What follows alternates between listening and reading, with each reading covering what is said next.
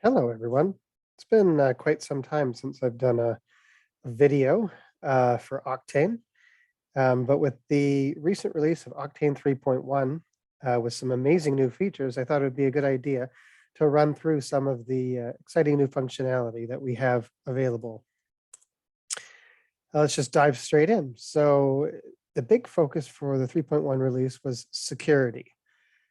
So the first area in security is in the area of ASP.NET Core Identity. Octane has used .NET Core Identity since the first versions. However, it used a customized version because it wanted to take advantage of Blazor's component UI framework in order to construct the user interface, whereas standard .NET Core Identity uses MVC. Octane uses Razor components. However, as part of that implementation, Octane did not implement all of the features of .NET Core Identity, and so the 3.1 release adds a lot of those features to the overall framework. Those features include things like account lockout support. That would be the scenario where you have repeated login attempts that are unsuccessful and you want to lock out that particular user for a period of time. This is really to prevent brute force login attacks. We've also added two-factor authentication support. Multi-factor authentication is obviously the scenario where you log in with a username and password, but then you provide some supplemental piece of information that is delivered via a more personalized channel. Currently, Octane supports email as the notification method. So basically, you would log in using your username and password, and then a code would be sent to you via email, which would be required to complete the login. Octane is multi-tenant, so it's very important that the configuration of some of these security options could be different depending on the different sites that are part of your installation. So that was something that was a very important requirement and was implemented. Also, password complexity criteria was added. This is a feature that is part of .NET Core Identity, and this is something that you can set differently per site if you so desire. And then with the increase in password complexity, obviously it does create some usability challenges. And so in order to make it easier for users to identify when they've entered an incorrect password, we have the standard sort of toggling ability to be able to, the user to be able to view the password that they entered. Tied in with all of these security enhancements related to user accounts, Octane has an error or an event logging system where all significant events are logged. And we now have the ability for error type conditions to be emailed automatically to the administrator of the site. This is important for security related activities where the administrator should know if there's security related things that are happening on the site. To tie in why these security enhancements are so important, took a variety of information that was available online. This particular table on the left-hand side here, I thought was interesting in the sense that it sort of evaluates how easy it is for attackers to brute force attack your website currently. So this sort of shows you based on the number of characters that are part of a user's password, and then the complexity of the user's password and how long it typically takes to do a brute force attack.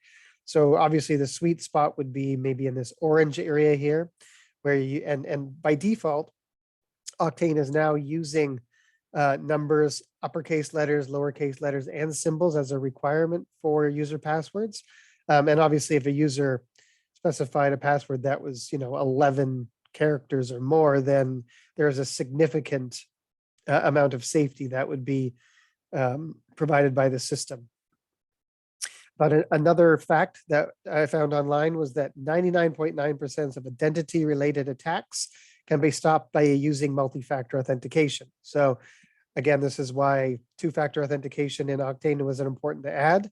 And for those of you who aren't aware of this great book, Tools and Weapons by Brad Smith, who obviously works for Microsoft. It's a great, provides you a great amount of insight into some of the techniques that hackers use to hack online properties and the reason why you need to protect yourself.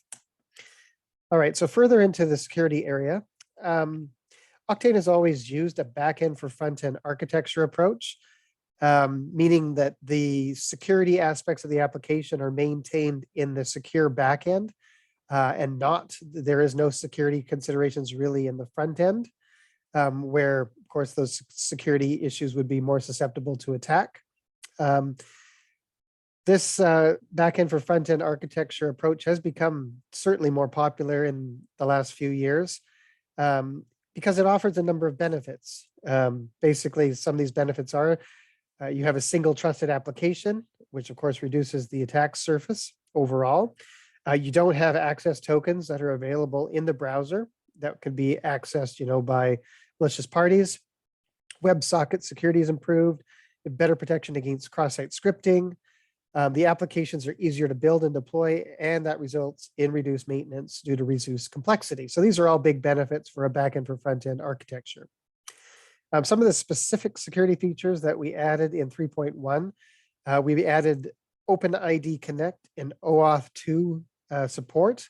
These are, both widely adopted industry standards, and this allows us to provide external login support capability, as well as single sign-on. And then for those use cases that require a token-based authentication, typically using Jwt Tokens,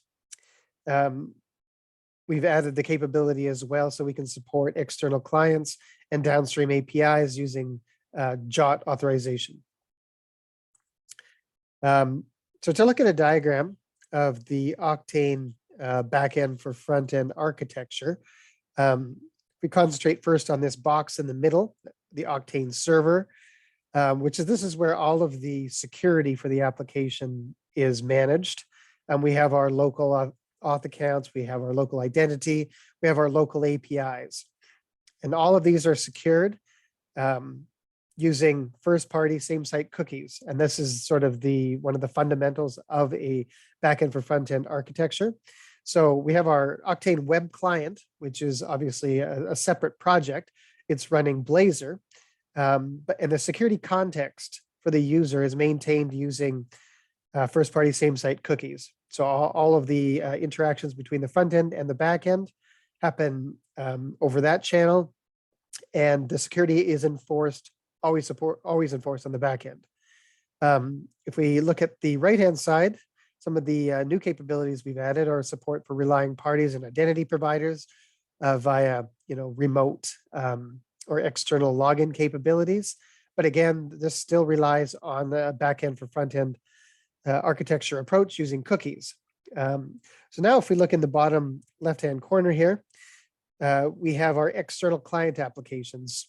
So this could be, desktop applications, mobile applications, Postman, whatever external client that you need. Typically, of course, these clients don't function within the same domain as the server, so they require a different form of authentication or authorization.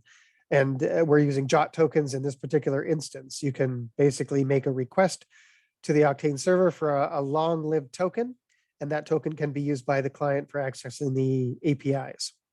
Similarly, we have the also downstream support for remote or downstream APIs. Again, these APIs don't exist on the same domain as the Oqtane server, but you want to be able to interact with them in a secure manner. And in this case, we use Jwt Tokens again. So overall, this sort of gives you a good overview of the backend for front-end architecture for Oqtane. Some of the other enhancements that have been added in 3.1. So JavaScript modules have become more popular in recent years, and Oqtane had support for the traditional JavaScript libraries, and we've added support for JavaScript modules at this point, which can be dynamically linked into your application. We also added cross-component communication capabilities through the iNotify property changed method, which I'll show you in a minute. On the framework side, we've added better support for 404 page handling, just making that a more friendly experience for the end user. We've added CSS resource hierarchy support. CSS in general is a bit of a challenge to deal with when it comes to single page applications, because of course you don't have full page refreshes. And so Oqtane is fully dynamic applications. So all of the references and dependencies are injected at runtime. And so we always had support for CSS resources that could be included in the page, but the ordering of those resources wasn't always prescriptive. And now we have the ability to maintain the hierarchy, so we have the proper cascading effect. And we've also added support for an automated site migration capability, which allows you to modify the structure and the content of your sites through a deployment pipeline, for example, using CI/CD. And there's a diagram which sort of gives you a better overview of the deployment story when it comes to Oqtane. So we have a couple of packages: the Oqtane framework install package and upgrade package, depending on whether it's a new install or an upgrade. Those packages contain all of the necessary resources to run Oqtane. So the majority of it is the the assemblies and any supporting assemblies that are used from .NET Core. You would basically deploy that, of course, to get Oqtane up and running. And then your extensions that you build for Oqtane, and these could be modules, themes, and now things like site migrations, can be developed independently from the framework, packaged as NuGet packages, and you simply need to include those NuGet packages in the packages folder. And when the application starts up in the environment, it basically automatically installs those NuGet packages and performs whatever actions are necessary to make them functional. So the deployment story is actually very simple in terms of the types of assets that you need to deploy, and how to do that. So this can all be very automated using CI/CD. All right, and with that, I'm going to do a bit of a demo about some of the features in 3.1. So I have an Oqtane, basically the Oqtane solution loaded into Visual Studio 2022. I'm going to go ahead and run that. This particular installation of Oqtane has been set up already to have 2 different sites that are part of it. Because Oqtane is obviously multi-tenant, you can have multiple sites that you maintain. So we have our initial site, which is located at localhost 44357. And then I have another site. Whoops. Sorry. So we have another site at the demo address. So this is a second site that's part of the same installation. And in fact, if we go ahead and we log into the application, I'm going to log in as the host user so I can show you some of the features.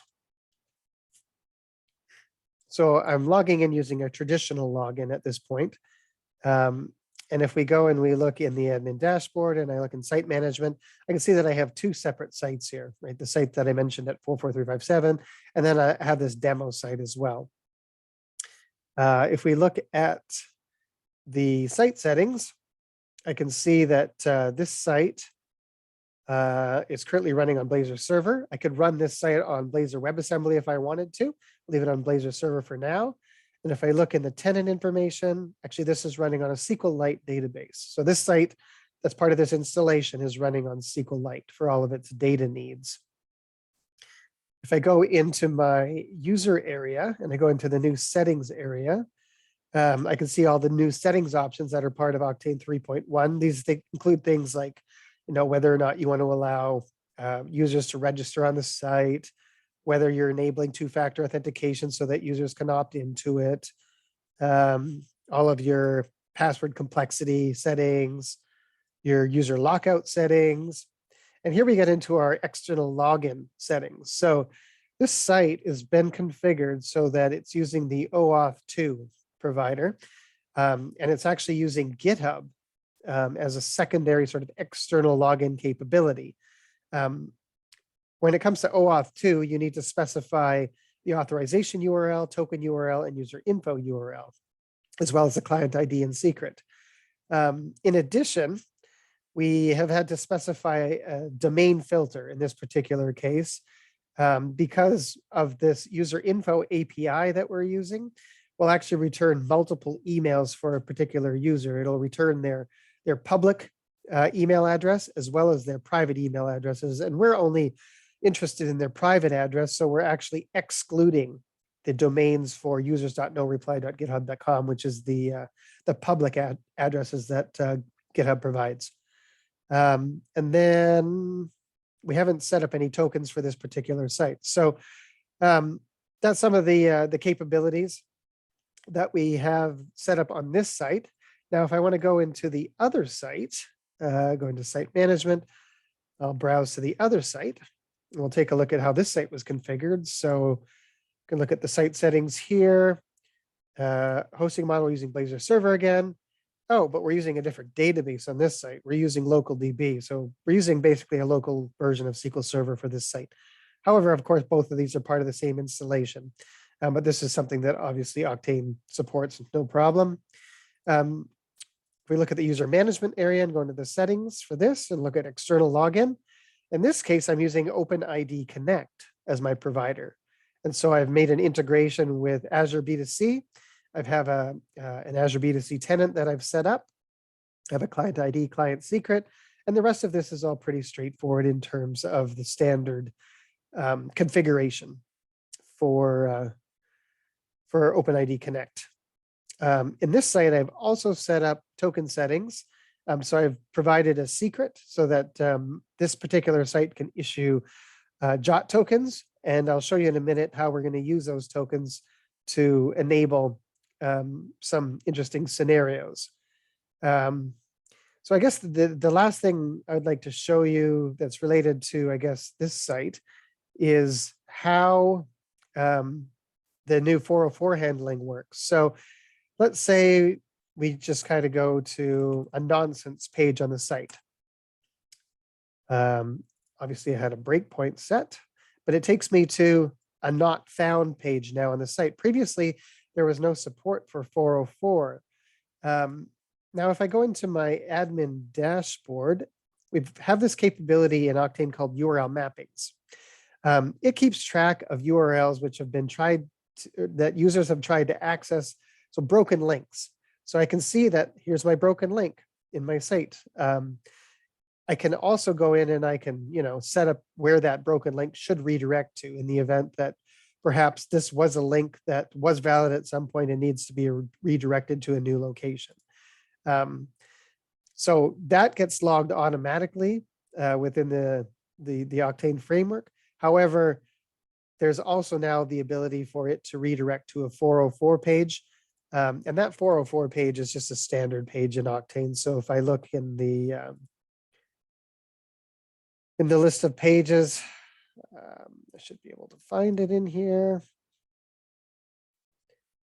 And I don't see it in here at the moment, but we can also go ahead and we can log in. So I'm going to show you how the actual login capability works. So I'm going to log out of this site and I'm going to log in using Azure B2C, and we'll see how the user experience works in this case.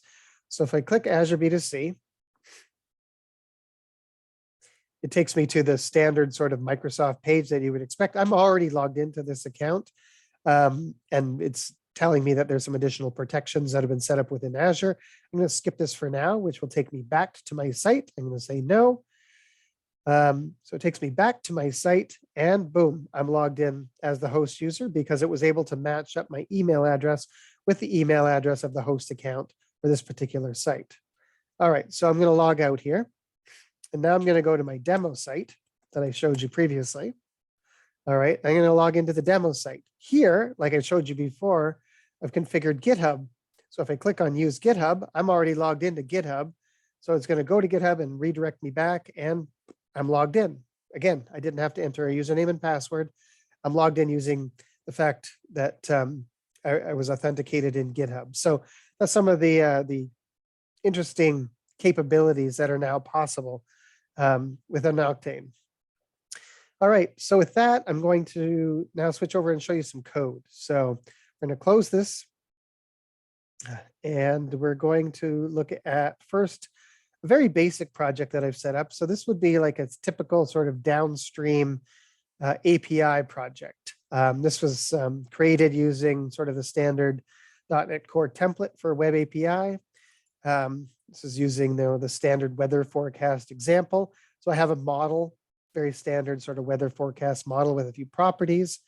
I have a controller, which is sort of the standard Microsoft controller that's provided in demos. However, the one thing you're going to notice here is that I'm using the authorize attribute on this method. And this authorized attribute is specifying that in order to execute this method, I need to be in the administrator's role. Well, where is that role going to come from? It's going to actually come from Oqtane through the Jwt token that is passed to the application. And how do we set that up? Well, that's pretty simple because we just use the standard Microsoft method for registering support for Jwt authentication. So here we've got our add authentication section saying we're using Jwt as our authentication scheme. And we're setting up here that we're using a Jwt bearer token. And we're specifying the signing key, what the issuer is, which is the site that I just showed you. It'll validate the issuer, validate the key, and then allow me to execute methods in this site. So I'm going to go ahead and run this. It's not going to do anything initially. It's just going to start up. And so I have this site actually up and running at localhost 7119. All right. Next thing I'm going to show you is another project that I've created. So I created this project using the standard module creator that is part of the Oqtane framework solution, which allows you to scaffold out a complete module. So in this module, I actually have two modules which are part of this project. So my client project has a modules folder, and then it has demo 1, which is one module, and demo 2, which is another module. And this, you can have as many modules as you want, which are part of a client project. So demo 1, if we look at the code here, it basically just has some buttons, which the user is able to press. So this button says call local service. And basically it's going to allow me to call an Oqtane API method and get some information back in the client. Second one, it's going to call a remote service and the remote service it's going to call is the remote service that we just fired up. We're also going to demonstrate iProperty change notifications, and we're in a couple of different ways. All right. Now, the other module is basically going to be the subscriber of the iNotify property changed event that the first module is going to publish. And so it's going to get the weather forecast information and show it. All right, so now if we look at our services that we've created, so we have a demo service. We're using a new base class, which is called remote service base. So by using this remote service base, it automatically adds the Jwt token to the header so that when I make API calls, it's got the necessary information. We'll see here that in this first method, it's calling my local install API. And the second method, it's calling that remote site, totally different domain. And it's going to get some information back. So now, what else am I going to show you? Okay, in the server project, we've set up a site migration class as well. And I mentioned site migration earlier, but the idea behind a site migration is that, yes, it's very simple in Oqtane to be able to log in and interactively build out your pages and add modules and add content. However, in a standard enterprise environment, that is not something that you would want to do in every single environment. Perhaps you have a dev environment, a QA, UAT, production, right? You wouldn't want to have to log in interactively and make all of those changes. So the idea behind site migration is that you can basically use code as configuration and you can script the changes that you want to apply to a specific environment. It works exactly the same way that EF Core migrations work. However, it has different attributes that you can provide. So in this particular case, I'm saying that for this localhost 44357 site, because I have two sites, remember, for this site in particular, and for version 101, so basically I can maintain versions of content on my site, and I'm free to describe the versions however I want to. But for version 101, it's going to execute this up method. The up method is utilizing some API methods that are part of the Oqtane framework, but it's going to go ahead and it's going to add a page called demo to the site. It's going to set the permissions for the page, and it's going to add the modules, a couple of modules to the page as well. Now notice that these modules are the modules that I just showed you that are part of this overall module package. So demo 1 and demo 2. So it's going to put both those modules on the page for me so that I don't have to do anything manually. Calls create pages. That's it. And there is a provision to do down as well, but I'm not going to bother implementing that at this point. So with that, I'm going to build this project. And by building it, it's going to copy the DLLs to the necessary locations through the package project, which is all wired up for me automatically because I created this using the module creator. All right, now that that's done, I'll switch back over to my Oqtane instance and I'll run it. And on startup, it's going to inspect, the bin folder, and it's going to find that assembly that was just copied there. It's going to see that there's a site migration that needs to be run, and it's going to execute it for me automatically. So when the site comes up, boom, oh, I now have a demo page that was created for me.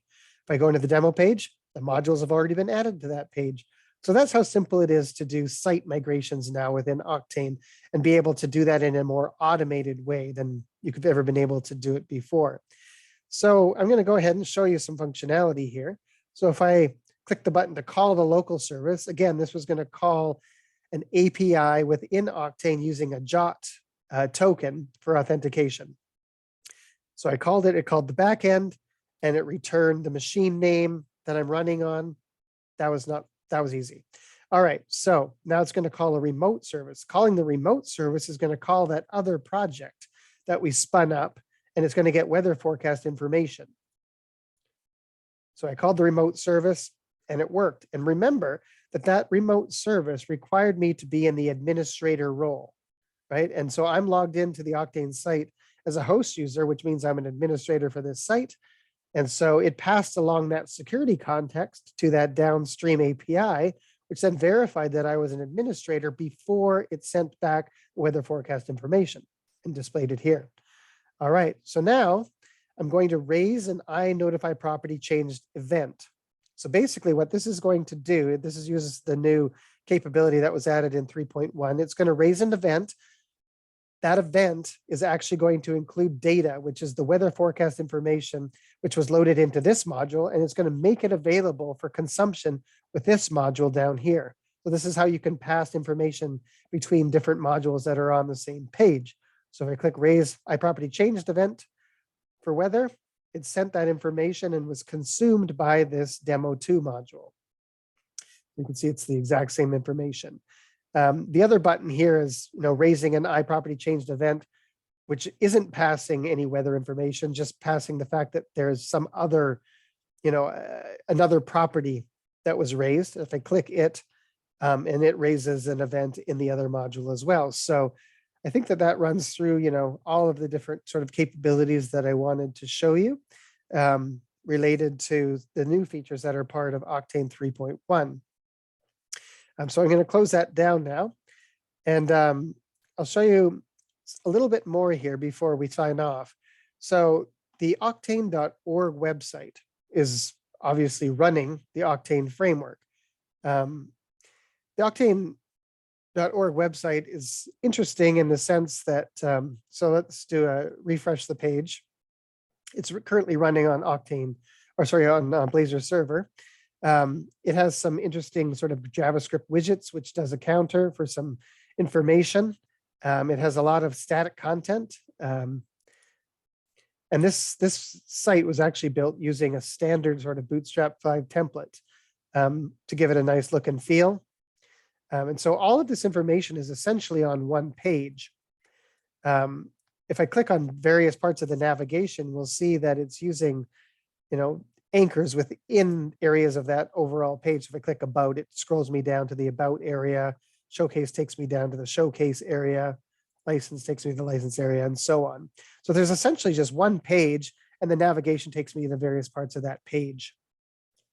I also have a blog page as well. This is using the standard blog module that's available as part of, as its own open source project within the Oqtane ecosystem.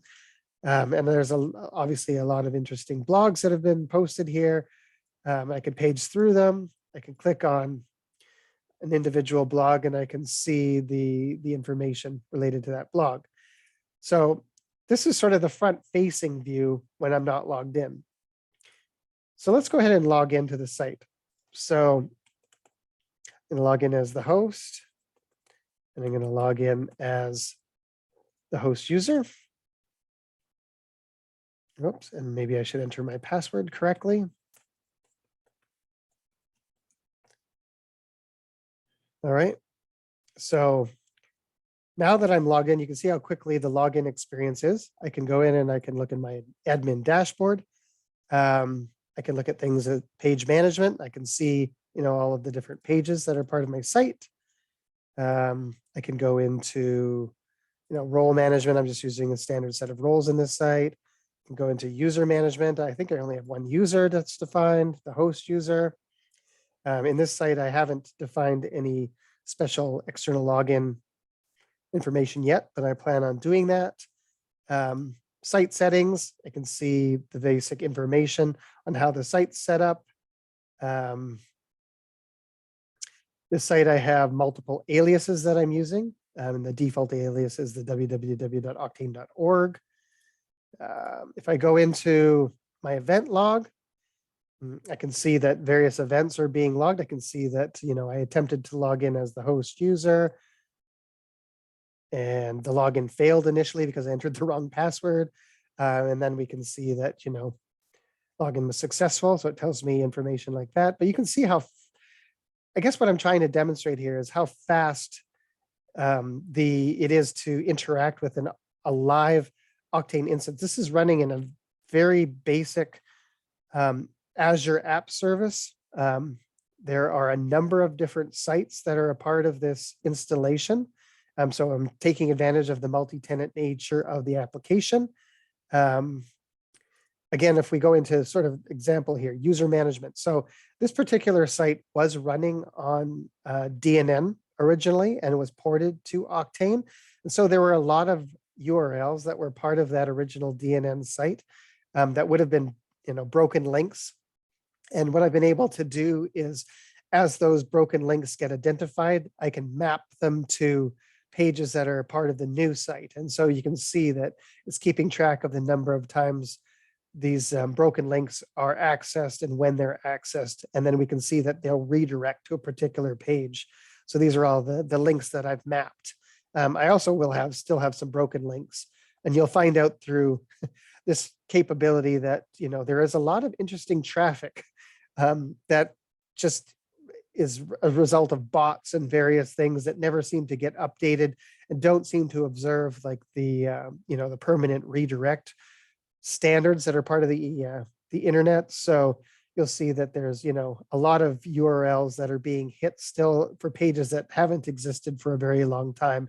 And there's no place really to redirect them to, but it keeps track of all that for you.